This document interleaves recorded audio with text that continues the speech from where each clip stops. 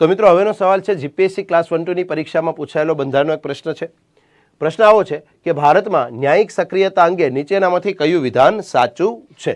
Okay, ચલો મિત્રો 4 વિધાન આપ્યા છે અને એવું કીધું છે કે નીચે આપેલા કોડનો ઉપયોગ કરીને યોગ્ય જવાબ પસંદ કરો. ચલો મિત્રો જોતા જઈએ. પહેલું વિધાન છે તે બંધારણીય મૂલ્યોને જાળવવા માટે કાયદાકીય અને કારોબારી બાબતોમાં સક્રિય ન્યાયિક હસ્તક્ષેપનો ઉલ્લેખ કરે છે. તો મિત્રો જ્યુડિશિયલ એક્ટિવિઝમ માટે આ વિધાન ખરું છે.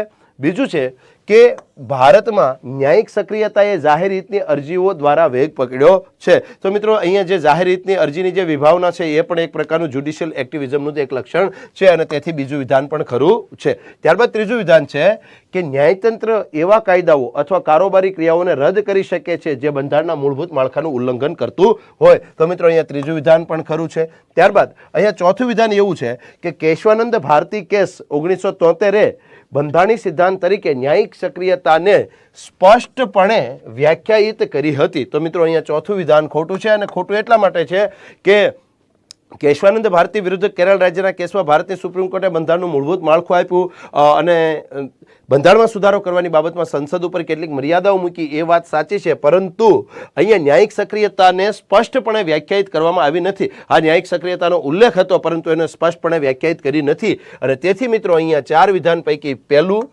બીજું અને ત્રીજું વિધાન ખરું બને છે અને મિત્રો તેથી આપણો જવાબ છે અહીંયા ઓપ્શન સી, ફક્ત 1, 2 અને 3.